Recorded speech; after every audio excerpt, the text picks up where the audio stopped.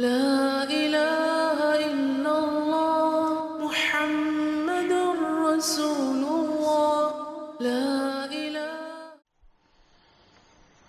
بسم الله الرحمن الرحيم. الحمد لله رب العالمين، والصلاة والسلام على أشرف الأنبياء وسيد المرسلين وعلى آله وصحبه أجمعين، أما بعد. اسلام نے عورت کو کس طرح عظمتوں سے نوازا اور کس طرح اسلام نے عورت کی تکریم کی، جس کے تناظر میں ہم دیکھیں گے کہ کن کن اعزازات سے اللہ تعالیٰ نے اسے نوازا اور اس کی ذمہ داری کیا بنتی ہے۔ رسول اللہ صلی اللہ علیہ وسلم نے جب دنیا کے سامنے اللہ کا پیغام عام کیا تو حالت یہ تھی، کائنات کے اندر عورت کا کوئی مقام نہیں سمجھا جاتا تھا۔ اللہ رب العزت نے جب اسلام کی دولت سے نوازا تو مسلمانوں کو عورت کا مقام سمجھانے کے لیے اس آیت کو نازل کیا اور بتا دیا کہ انسانیت میں مرد اور عورت برابر ہیں۔ انا خلقناکم من ذکر و انثی، تمہیں ایک مرد اور ایک عورت سے پیدا کیا ہے، بلکہ اللہ تعالی نے اس کی شان کو بلند کرنے کے لیے ایمان میں بھی برابری کا ایک پیغام نازل کر دیا۔ من عمل صالحا من ذکر او انثی وهو مؤمن، کوئی مرد ہو یا عورت، اگر وہ نیک اور صالح عمل اللہ کے سامنے پیش کرتا ہے یا پیش کرتی ہے، فَلَنُحْيِيَنَّهُ حَيَاةً طَيِّبَةً، تو اللہ رب العزت فرماتے ہیں ہمارا یہ وعدہ ہے کہ ہم اس کی زندگی کو بارونق بنائیں گے۔ وَلَنَجْزِيَنَّهُمْ أَجْرَهُمْ بِأَحْسَنِ مَا كَانُوا يَعْمَلُونَ، اور جو انہوں نے نیک اور صالح اعمال کیے ہیں ان کا ایسا بدلہ عطا فرمائیں گے جو ان کے تصور سے بھی بلند ہوگا۔ اللہ تعالیٰ نے عورت کی شان کو بلند کرنے کے لیے تذکرے میں بھی برابری کر دی۔ جہاں مسلمان مردوں کا تذکرہ ہوا ان المسلمین والمسلمات، وہاں مسلمان عورتوں کا بھی تذکرہ ہوا، والمؤمنین والمؤمنات، مومن مرد ہیں تو مومن عورتیں ہیں، والقانتین والقانتات والصادقین والصادقات والصابرین والصابرات۔ سورۃ الاحزاب کی یہ آیت جو 35 ہے، اس نے مسلمانوں کے ایک اور شعور دیا کہ جس طرح تمہارا تذکرہ قرآن مجید میں ہوا ہے، برابر عورتوں کا بھی تذکرہ ہوا ہے۔ اتفاق یہ ہے، اسلام کی آمد سے پہلے عورت کی حالت کیا تھی؟ ایک عورت کے ساتھ ظلم اتنا ہوتا تھا کہ کسی کی اگر والدہ زندہ ہے، باپ اگر فوت ہو جاتا تو بیٹا ہی اٹھ کے اپنی چادر ماں کے سر پہ ڈالتا اور اسے اپنی بیوی بنا لیتا۔ قرآن مجید نے اس کو ایک تو حرام قرار دیا اور دوسرا یہ بتایا کہ یہ بہیمیت، یہ حیوانیت اسلام جائز نہیں کر سکتا۔ وَلَا تَنْكِحُوا مَا نَكَحَ آبَاؤُكُم مِّنَ النِّسَائِكُمْ إِلَّا مَا قَدْ سَلَفَ، ماں کو بیوی بنانا اس سے بڑی حیوانگی کیا ہو سکتی ہے؟ ظلم کی ایک اور جھلک جو ہمیں احادیث سے ملتی ہے، ایک عورت کے ساتھ 10 لوگ شادی کر لیتے، کیا مطلب؟ اسلام نے اس کو حرام قرار دے دیا۔ نسب نامے کی پاکیزگی، حسب و نسب کی پاکیزگی، یہ اسلام کا ترہ امتیاز ہے، اسلام نے اس کو حرام قرار دے دیا۔ اور حالت یہ تھی، رومی تو یہ کہتے تھے عورت کے بارے میں کہ یہ عورت سلعۃ تباع و تشتری، اس کی کوئی حیثیت نہیں۔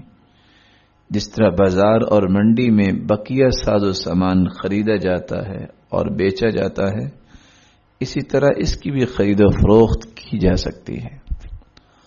اور اغریق تو یہ کہتے تھے وَهِيَ جُرْثُومَةٌ خَبِيثَةٌ، یہ ایک خبیث جرثومہ ہے معاشرے کے اندر۔ اور آپ حیران ہوں گے کہنے والے کون تھے؟ مرد ہی تھے۔ آخر وہ بھی تو کسی عورت کے بیٹے تھے، آخر ان کی مائیں بھی تو عورتیں ہی تھیں۔ لیکن جب انسان اللہ کے پیغامات کو پسند نہیں کرتا، پھر اس طرح کے حیوانگی کے جذبات اس کے غالب آ جاتے ہیں۔ اسی لیے اللہ تعالیٰ نے عورت کے حرمت اور تقدس میں بھی برابری پیش کر دی۔ حرمت علیکم امہاتکم، تم پہ حرام ہے کہ تم ماؤں سے نکاح کرو۔ وبناتکم، اپنی بیٹیوں سے نکاح کرو۔ واخواتکم، اپنی بہنوں سے نکاح کرو۔ وخالاتکم، اپنی خالاؤں سے نکاح۔ اور اسی طرح تمہارے والد کی بہنیں، وہ بھی تم پہ حرام ہیں۔ حتیٰ کہ یہ 21 رشتوں کا تذکرہ کیا جس میں رضائی رشتے بھی شامل ہیں، اور فرمایا شادی شدہ عورتوں سے بھی تم نکاح نہ کرو۔ یہاں تک ولا متخذات اخدان، ایسی عورتیں جو خفیہ دوستیاں بنا لیتی ہیں، ان سے بھی نکاح کرنا ایک مسلمان کے لیے ناجائز قرار دے دیا گیا۔ کہ ایسی عورتیں جن کے جذبات اور جن کے افکار پاکیزہ نہیں رہے اور انہوں نے خفیہ تعلق کو بنانے کی کوشش کی، ایسی عورتیں بھی اس لائق نہیں کہ ان کو اپنے عقد زوجیت میں لایا جائے، جب تک کہ وہ اللہ سے توبہ نہ کر لے اور راہ راست پر نہ آ جائیں، صراط مستقیم پر نہ آ جائیں۔ اللہ تعالیٰ نے عورت کی شان کو بلند کرنے کے لیے اپنے پیغمبر کی زبان اقدس سے ایک اور پیغام دے دیا۔ صورتحال یہ تھی کہ مردوں کے لیے بہت سارے مواقع تھے، لیکن عورتوں کے لیے معاشرے کے اندر مقام و مرتبہ حاصل کرنے کا کوئی موقع نہیں تھا، بلکہ عورتوں کو کلی طور پر وراثت سے محروم کیا جاتا۔ جاہلیت کے اندر اللہ تعالیٰ نے قرآن مجید کی آیت نازل کی، یوصیکم اللہ فی اولادکم للذکر مثل حظ الانثیین، مرد کے بھی حقوق بیان کیے اور عورتوں کے بھی حقوق بیان کیے۔ ہوتا یہ تھا اسلام سے پہلے بچے بھی وراثت سے محروم، عورتیں بھی وراثت سے محروم، اور بعض دفعہ بوڑھے بھی وراثت سے محروم، بلکہ وراثت صرف ان کو ملتی جو تلوار چلا سکتے تھے۔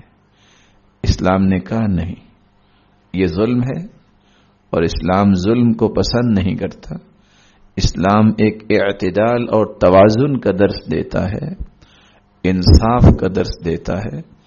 مرد کی بھی وراثت ہے، عورت کی بھی وراثت ہے، خواہ وہ بوڑھا ہے یا بچہ ہے، بلکہ شریعت نے یہاں تک فیصلہ کر دیا کہ اگر ایک بچہ جو ابھی دنیا میں نہیں آیا اور طبیب اور ڈاکٹرز یہ رپورٹ دے دیں کہ اس وقت تک وہ زندہ ہے، ابھی اس کی پیدائش نہیں ہوئی اور اس کے والد کی ڈیتھ ہو جاتی ہے، تو شریعت یہ کہتی ہے اس کی وراثت کا حصہ بھی رکھا جائے گا۔ اس وقت تک یہ تقسیم شرعی تقسیم نہیں کہلائے گی جب تک اس کا حصہ رکھا نہ جائے۔ ابھی وہ دنیا میں نہیں آیا۔ اس انداز سے شریعت نے عدل و انصاف کا پیغام دنیا تک پہنچایا۔ تو رسول اللہ صلی اللہ علیہ وسلم نے عورتوں کے لیے بھی بلندی اور مقام کے مواقع پیش کیے۔ کس طرح؟ عورتیں آئیں اور کہنے لگیں غلبنا علیک الرجال، سرتاج رسول صلی اللہ علیہ وسلم مرد حضرات تو آپ سے سیکھ لیتے ہیں، فاجعل لنا یوما من نفسک، ہمارا کوئی حق نہیں ہے کہ ہم بھی دین کو سیکھیں؟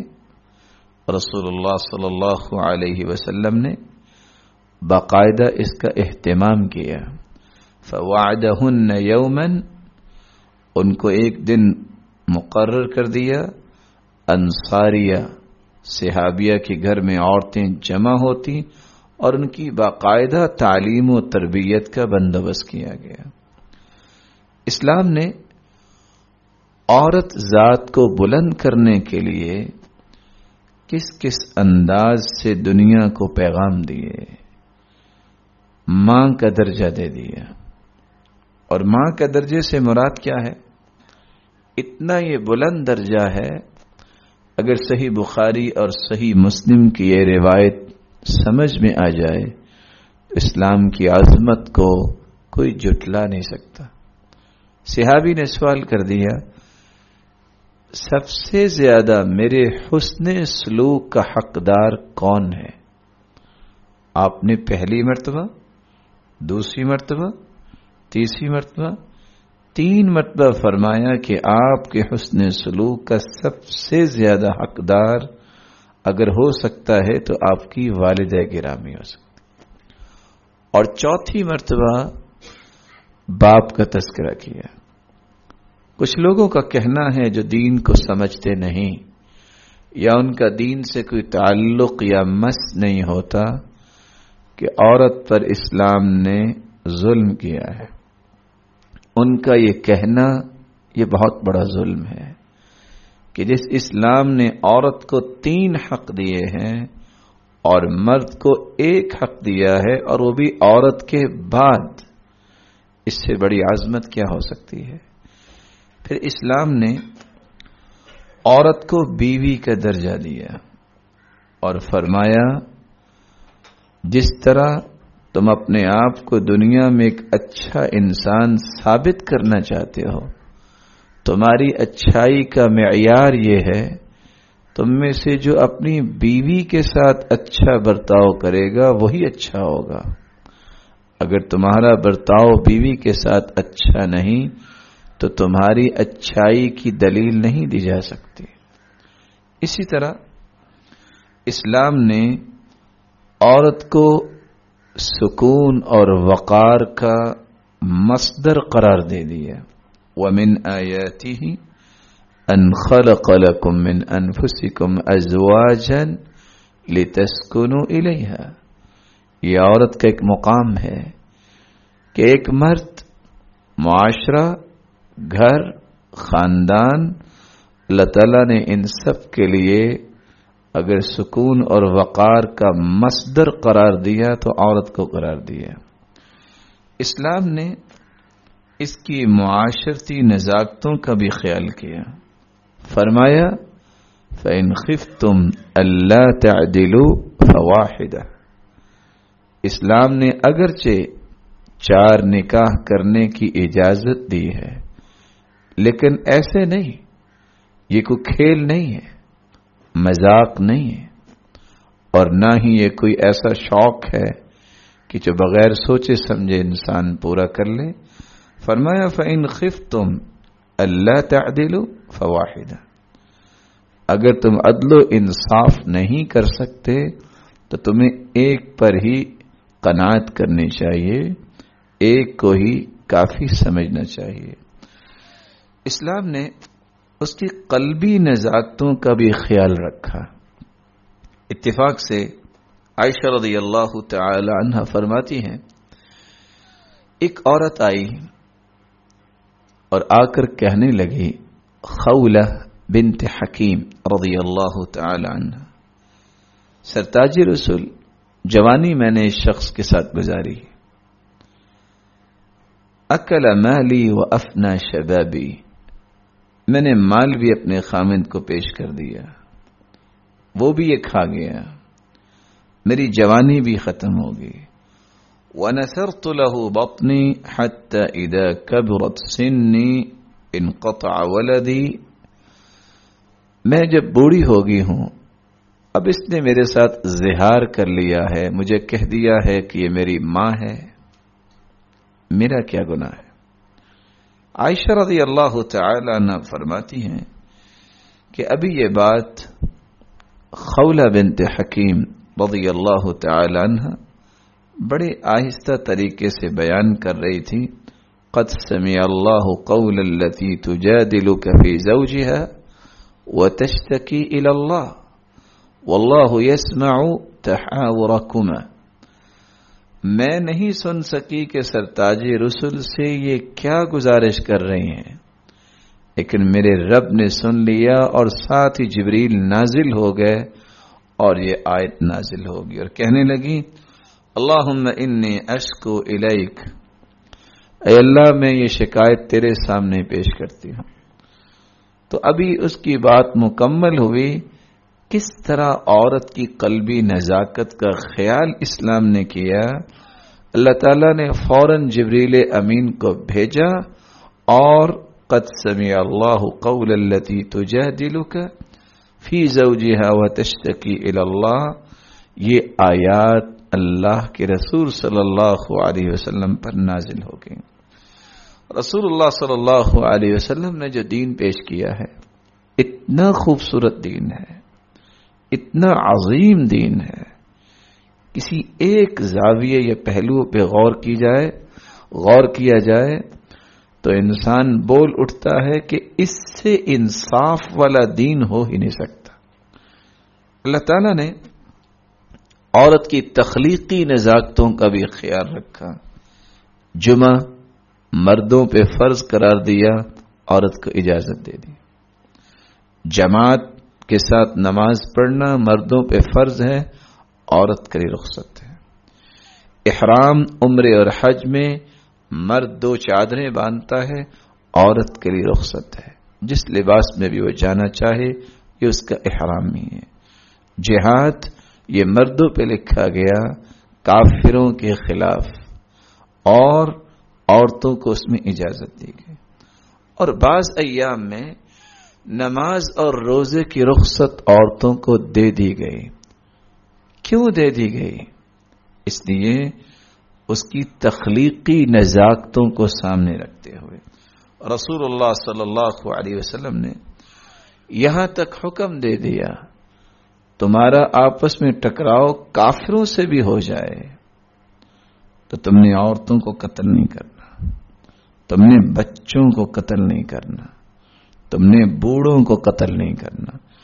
رسول اللہ صلی اللہ علیہ وسلم نے یہاں تک فرمایا، عورت کی شان کو بلند کرنے کے لیے اس کو بیٹی کا درجہ دیا، اور ساتھ کیا فرمایا، لا تکرہوا البنات، بیٹیوں کو برا نہ سمجھا کرو، فإنہن المونسات الغالیات، یہ بہت مہنگی ہوتی ہیں اور والدین کو سنبھالنے والی ہوتی ہیں۔ بلکہ فرمایا من عال جاریتین، اس کو 2 بیٹیاں اللہ نے دی ہیں اور وہ ان کی صحیح پرورش کرتا ہے، حتی یدرکا، اور یہاں تک کہ وہ بالغ ہو جاتی ہیں، پھر ان کا اچھا بندوبست کر دیتا ہے۔ قیامت کا دن ہوگا، دخلت انا وهو الجنہ کہاتین، اپنی 2 انگلیاں صحابہ کے سامنے کی، میں اور وہ جنت میں اس طرح اکٹھے داخل ہوں گے۔ سبب کیا بنے گا؟ 2 بیٹیوں کی صحیح پرورش اور 2 بیٹیوں کے لیے اچھے گھر کا انتخاب۔ تو اسلام نے یہاں تک بیان کیا، من کان لہ 3 بنات، جس کی 3 بیٹیاں ہوں گی، فصبر علیہن، اس پہ صبر کرتا ہے، منہ نہیں چھپاتا۔ یہ جاہلیت کا ایک تصور تھا۔ وَإِذَا بُشِّرَ أَحَدُهُمْ بِالْأُنثَى ظَلَّ وَجْهُهُ مُسْوَدًّا وَهُوَ كَظِيمٌ، اگر بیٹی پیدا ہو جاتی تو اپنے منہ کو چھپاتا پھرتا تھا۔ لوگ کیا کہیں گے؟ لوگ کیا کہیں گے؟ تم کس کے بیٹے ہو؟ تم بھی تو کسی عورت کے بیٹے ہو نا۔ اور وہ اپنے لیے بہت بڑا طعنہ سمجھتا۔ لیکن حدیث یہ کہتی ہے جس کو اللہ تعالیٰ نے 3 بیٹیاں دی اور وہ صبر کرتا ہے، وَأَطْعَمَهُنَّ وَسَقَاهُنَّ، ان کو کھلاتا بھی ہے پلاتا بھی ہے، وَكَسَاهُنَّ مِنْ جِدَتِهِ، جو اللہ نے دیا ہے مال اس سے ان کے لباس کا بندوبست کرتا ہے۔ قیامت کا دن ہوگا، كُنَّ لَهُ حِجَابًا مِنَ النَّارِ، یہ تینوں بیٹیاں جہنم کے سامنے دیوار بن جائیں گی، والدین کو جہنم نہیں جانے دیں گی۔ اسلام نے عورت کے مقام کو بلند کرنے کے لیے یہ سارے کے سارے پیغامات اس لیے سنائے، معاشرے کے اندر تبدیلی آ جائے۔ معاشرہ جو عورت ذات کے اتنے خلاف تھا کہ عورت کو دیکھنا پسند نہیں کرتا تھا، اسلام نے اس کی عظمت کا چرچا کیا، اسلام نے اس کے تقدس کو پیش کیا، بلکہ اسلام نے اس کے تشخص اور عزت نفس کی حفاظت کا پیغام دے دیا۔ اور وہ پیغام کیا تھا؟ والذین یرمون المحصنات ثم لم یأتوا بأربعة شہداء فاجلدوهم 80 جلدہ، اگر کوئی شخص یہ جرت کرے کسی پاک دامن عورت کے بارے میں زبان کھولتا ہے، 4 دلائل پیش نہیں کر سکا، تو یہ انسان اس لائق ہے کہ اس کو 80 کوڑے لگائے جائیں۔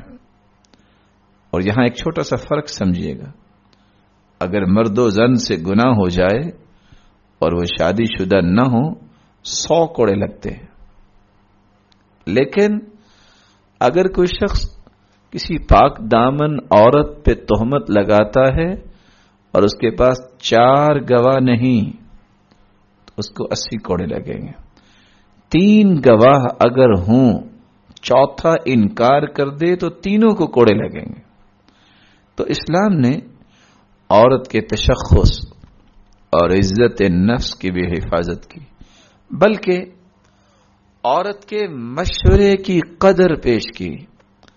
آج بہت سارے لوگ معاشرے کے اندر غلط باتیں سن سن کے یہ کہنا شروع ہو گئے ہیں، عورت کی کیا حیثیت ہے، اس کی تو عقل ہی ناقص ہے، اس سے مشورے کی کیا ضرورت ہے، یہ تو جانتی کچھ نہیں ہے۔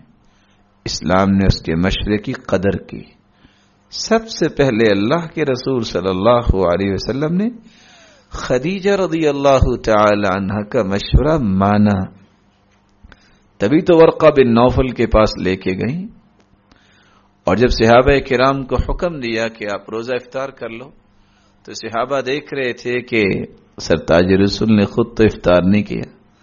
آپ خیمے میں واپس آئے، ام سلمہ رضی اللہ تعالی عنہ نے فرمایا، سرتاج رسول میں آپ کو پیالہ پیش کر رہی ہوں، آپ صحابہ کے سامنے چند گھونٹ لے لیں، سارے ہی روزہ افطار کر لیں گے۔ بیوی کا مشورہ مانا، 2 گھونٹ لیے، صحابہ نے روزہ افطار کر لیا۔ تو معاشرے کے اندر یہ بات جو پھیلائی گئی ہے، اس کی کریکشن ہونی چاہیے۔ شاورہن وخالفوہن، یہ عربوں کے ہاں بھی معروف ہو گئی کہ مشورہ کر لو لیکن اس کی مخالفت ہی کرو. یہ شریعت کا کوئی اصول نہیں ہے کہ تم عورت سے مشورہ کرو اور مخالفت کرو، بلکہ اصول یہ ہے اچھی بات کو قبول کیا جائے. اور مرد چونکہ قوام ہے، ذمہ دار ہے، اس کی بات کی فوقیت ہے کہ یہ گھر کو سنبھالنے والا ہے. عورت کو فالو کرنا ہے تو اس کی باتوں کو فالو کرنا ہے، لیکن اس کا مطلب یہ نہیں ہے کہ وہ اچھا مشورہ دے بھی نہیں سکتی یا اس کے اچھے مشورے کو قبول ہی نہ کیا جائے. اسلام نے اس کے مشورے کی قدر کی ہے، بلکہ اسلام نے جتنی یہ اتھا گہرائیوں میں، ذلت کی اتھا گہرائیوں میں جا چکی تھی اسلام سے پہلے، اللہ تعالیٰ نے اسی طرح اس عورت کو اوج ثریا تک پہنچایا، اعزازات دیے. اعزاز، پہلا اعزاز اللہ کے رسول صلی اللہ علیہ وسلم پر ایمان لانے والی سب سے پہلے خدیجہ رضی اللہ تعالی عنہ، اور وہ بھی عورت تھی. اسلام کی سربلندی کے لیے جو مال استعمال کیا گیا وہ مال تھا خدیجہ رضی اللہ تعالی عنہ کا. خدیجہ رضی اللہ تعالی عنہ اٹھی، مال لیا اور آپ کے سامنے ڈھیر کر دیا، اور کیا کہنے لگی؟ سرتاج رسول، آج کے بعد یہ مال آپ کا ہے، میرا نہیں، دین کی سربلندی کے لیے اس کو خرچ کیجیے. تو سب سے پہلے دین کی عظمت کے لیے جو مال استعمال کیا گیا وہ عورت کا مال تھا. تیسری بات، سب سے پہلے رسول اللہ صلی اللہ علیہ وسلم زمین پر تشریف فرما ہوتے اور لوگوں کو وعظ و نصیحت کرتے.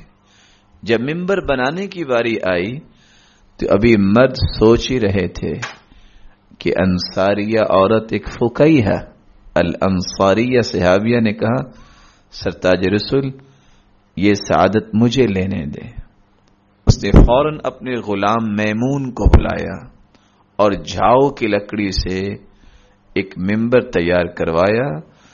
تو اسلام کے اندر سب سے پہلا منبر جو بنا وہ بھی اللہ تعالیٰ نے عورت کے ہاتھوں سے بنوایا. یہ اعزاز دیا، یہ ایک مرتبہ دیا. بلکہ جب اذان کا وقت ہوا مدینے کے اندر تو بلال رضی اللہ تعالیٰ عنہ کو اذان کا آرڈر ہوا. تو کیا آرڈر تھا؟ یہ انصاریہ عورت کا گھر مدینے میں سب سے اونچا گھر ہے، اس گھر کی چھت پہ چڑھو اور اذان کہو. تو یہ فضیلت بھی اللہ تعالیٰ نے عورت کو دی. یہی وجہ ہے ان احادیث کو سامنے رکھتے ہوئے علماء یہ کہتے ہیں کہ اللہ نے عورتوں کو کیا ہی شان دے دی. ان عورتوں کو یہ عظمت اور شان اب باقی رکھنی چاہیے. کون سی شان؟ جہاں بھی دنیا میں کوئی مسجد بنتی نظر آئے تو ان کو یہ سوچ پیدا ہونی چاہیے کہ اس مسجد کا منبر اور محراب میں بنواؤں گی تاکہ فقیہ انصاریہ کے ذریعے جو ہمیں اللہ نے اعزاز دیا وہ اعزاز باقی رہے. دوسری بات، اس حدیث کی روشنی میں کہنے والے یہ کہتے ہیں کہ چونکہ سب سے پہلی اذان چھت پہ ہوئی تو جب بھی کوئی مسجد بنے تو عورتوں کو یہ شوق ہونا چاہیے کہ اس مسجد کی چھت میں زیادہ حصہ میرا ہی ہونا چاہیے. اور تیسری بات، چونکہ اذان کو دوسرے لوگوں تک پہنچانا ہوتا ہے تو بلند آواز کی ضرورت ہوتی ہے. جو بلال رضی اللہ تعالیٰ عنہ کے بارے میں حدیث کہتی ہے فَإِنَّهُ أَنْدَى صَوْتًا وَأَعْلَى صَوْتًا، ان کی آواز خوبصورت بھی تھی اور بلند بھی تھی. تو اذان کی آواز کو لوگوں تک پہنچانے کے لیے جو ساؤنڈ سسٹم ہے، جو اس طرح مائک اور دیگر اشیاء ہے، ضروریات ہیں، اس وقت بھی اس انصاریہ عورت کے گھر سے یہ بات اٹھی تو عورتوں کو بھی شوق کرنا چاہیے کہ اس مسجد کا جو ساؤنڈ سسٹم ہے یہ اعزاز مجھے ملنا چاہیے. اور پھر اس پر مستزاد، کیونکہ بلال رضی اللہ تعالی عنہ کو یہ کہا گیا جن کی آواز خوبصورت تھی اور بلند تھی، مؤذن کی ذمہ داری، مؤذن کی دیکھ بھال اور اس کی کفالت بھی صالحات تقیات اور مومنہ عورتیں اپنے لیے اعزاز سمجھتی ہیں کہ یہ اعزاز اسلام کی ابتدا میں عورتوں کو چکے ملا، یہ اعزاز باقی رہنا چاہیے۔ رسول اللہ صلی اللہ علیہ وسلم نے صحابیات کے سامنے اور صحابہ کرام کے سامنے یہ سارے اعزازات اس لیے پیش کیے کہ ان کو یہ احساس ہو جائے کہ اللہ تعالیٰ نے ان کو کتنا مقام دیا ہے۔ محمد رسول اللہ لا